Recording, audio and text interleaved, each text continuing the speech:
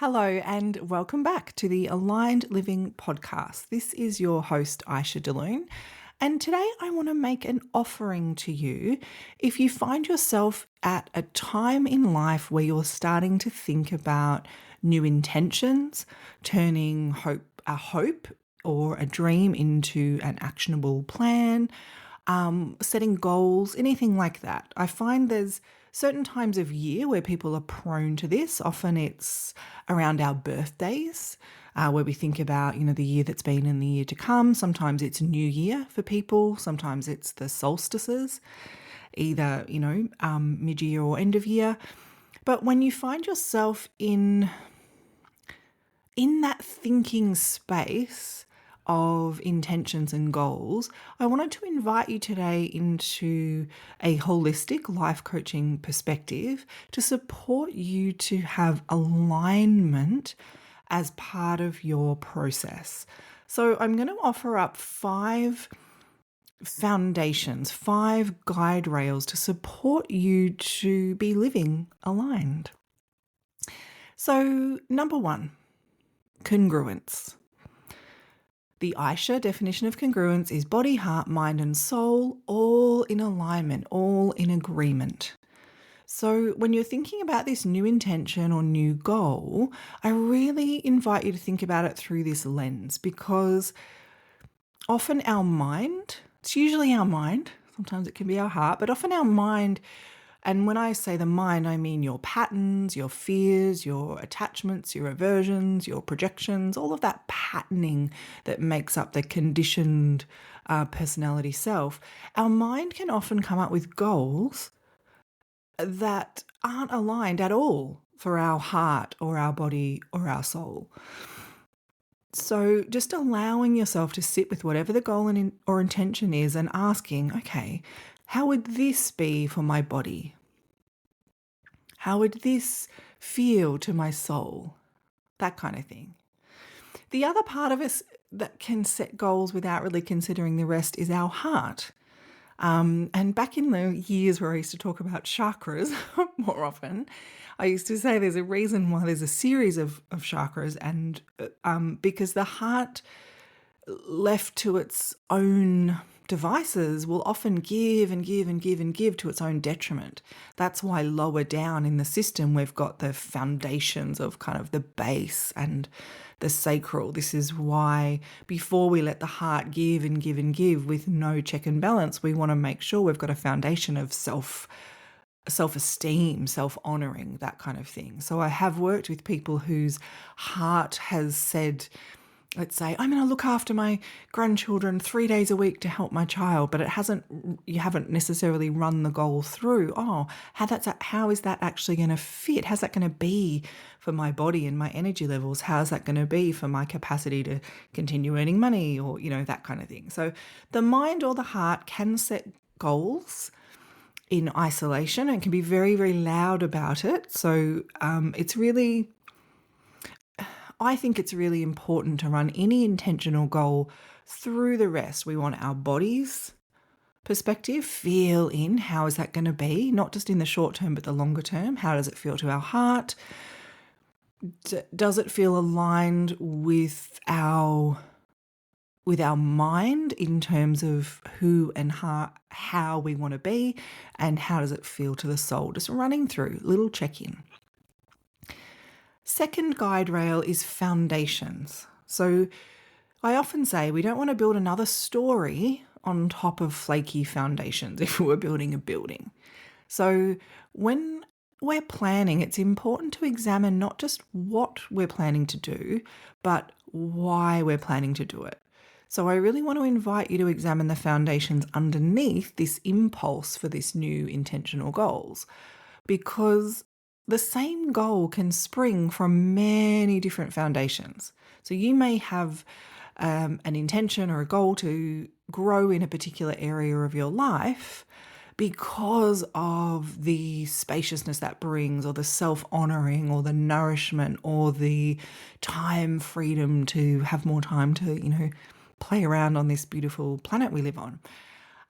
Or you can set that same intention hoping that the result is finally feeling good enough, or getting that external validation from that person whose attention or approval we crave. And the foundations will flavor the energy we use to action the goal. So it's really worth the time to check in on them. So just ask yourself, where is this inspiration coming from? Is it aligned? Little check and balance. What am I hoping will be the result?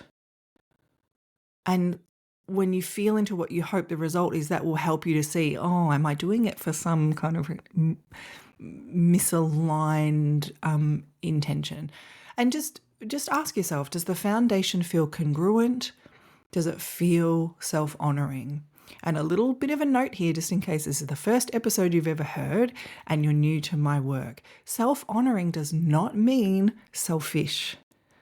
When you truly honor you, body, heart, mind, and soul, every single person in your world benefits in the long term. Now, clients that I've worked with long term may not necessarily see how that can possibly be true at the beginning of our work, and they always see how it's true when we come to an end of their package or their time with me. Because sometimes we have relationships that aren't self-honoring, where we're surrounded by people that benefit from our lack of self-esteem, or our lack of ability to set boundaries, or our lack of ability to be comfortable with someone not agreeing with us. And so in the short term, there can be a little bit of messiness, a little bit of different types of conversations that are needed to shift those relationships around so that they're aligned. But the long-term benefit of you being deeply self-honoring is that everyone gets an aligned version of you. If you're at something that you've been invited to because you're a wholehearted yes, everyone there gets to be with you in a space of wholehearted yes, as opposed to, you're being there and you wish you weren't, or you're being there and you're being passive aggressive, or you're being there and you are hoping someone pays you back by coming to your thing, and all of those kind of layers of stuff. So self-honoring, body, heart, mind, and soul, long term will nourish every single relationship and connection and area of your life. And sometimes, depending on how misaligned things are, sometimes, yes, some relationships do shift and change substantially, including coming to completion. But then everyone's free to then be in relationships that are actually aligned. So the long-term benefit is still win, win, win, win. Anyway, that was a bit of a side point, but I just wanted to really name that because people get confused about self-honoring and selfishness, and I needed to name that. Third guide rail, self-trust. This is where that gentle, strong empowerment comes from really being our own compass, you being your own compass. It's very easy to fall into patterns of following like agendas or wishes or plans of other people. Now, if they happen to be aligned for you, that's absolutely no issue.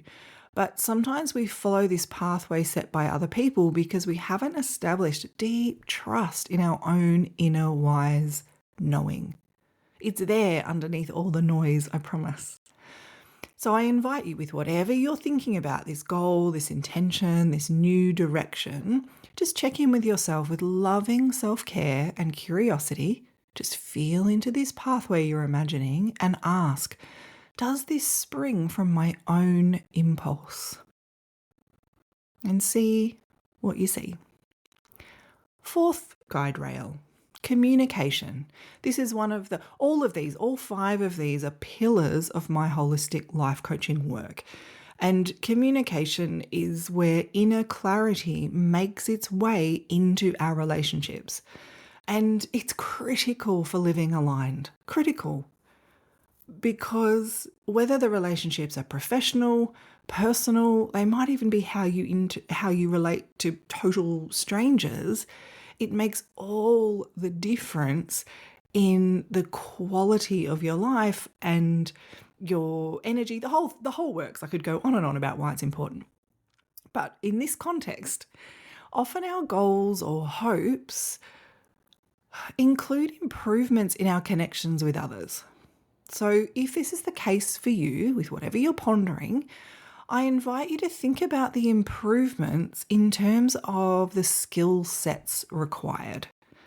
It can be really simple to imagine outcomes we yearn for without taking the time to get really practical about what needs to be learned and practiced.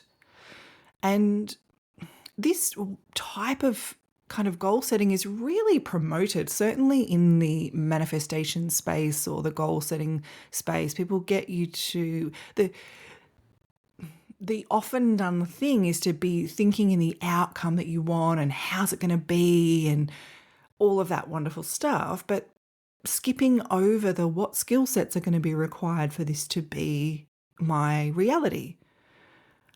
Because it doesn't matter how much you imagine having an amazing partnership, if you currently don't have the skill set to have a conversation that respectfully navigates when you have a different opinion, no amount of visualization is going to give you that skill set.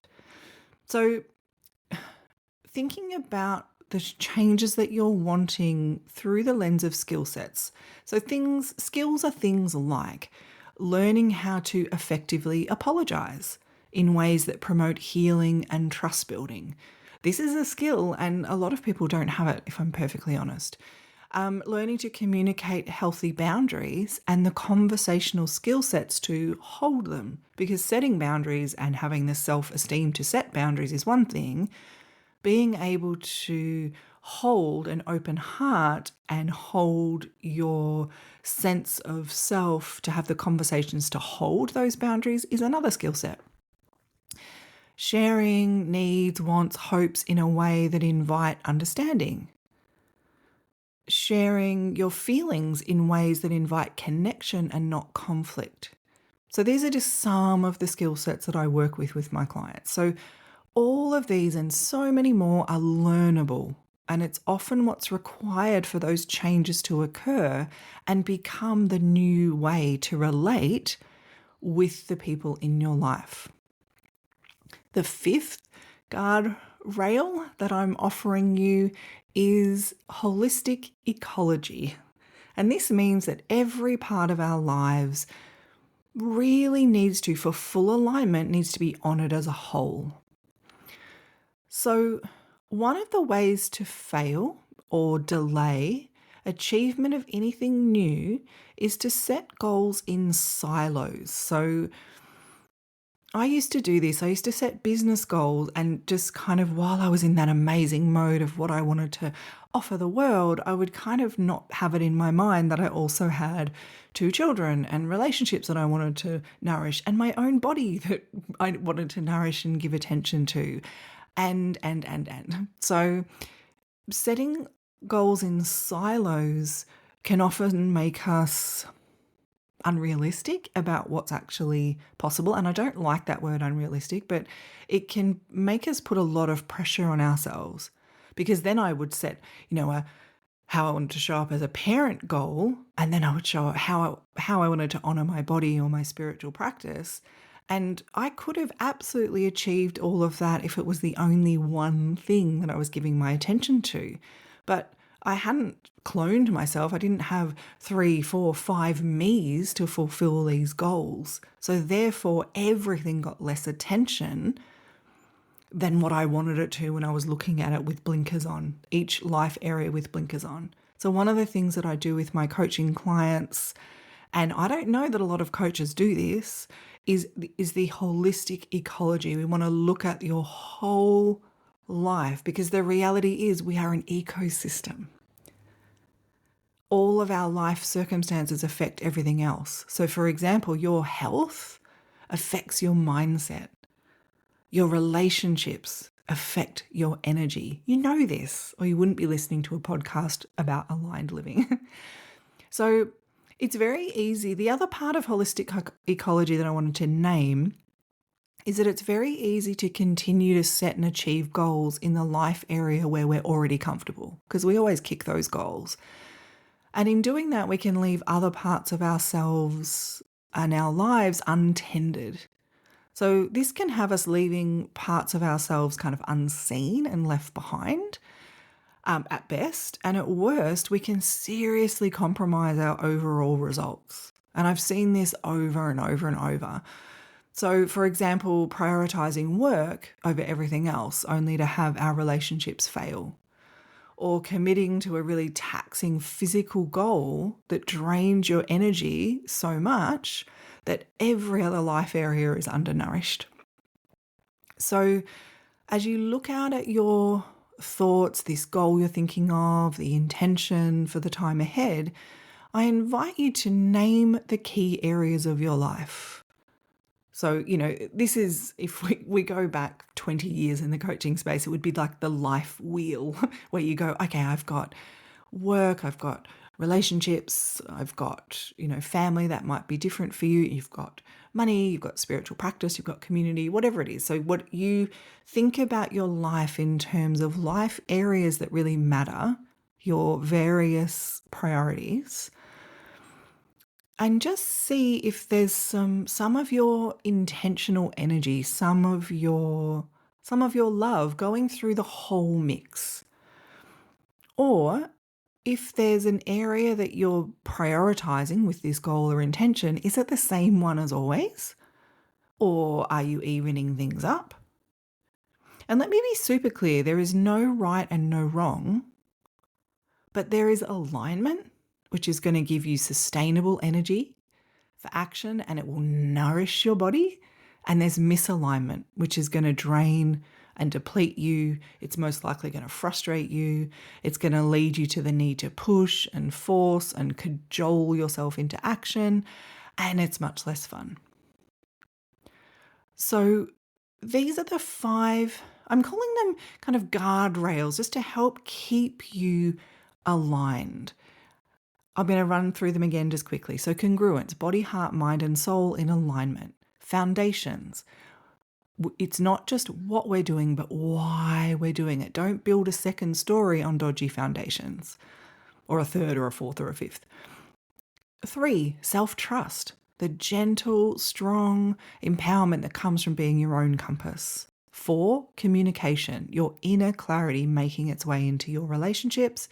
And holistic ecology, every part of your life honored as a whole. So I know if you take these 5 guardrails and you utilize them for your contemplation, for your thinking into what you're imagining for yourself moving forward, it's going to put you in really good stead. It's going to really healthily support you for whatever you're intending to be aligned for all of you, body, heart, mind, and soul. And as always, if you want help with anything to do with your congruent life, with you living aligned now and moving forward, please reach out to me. I have a no-cost discovery call. Very happy to talk about where you are now, where you want to be, plot the path in between, and see if we're a good fit for working one-on-one. That's it for me today. Thank you so much for being here, and I look forward to talking with you again soon.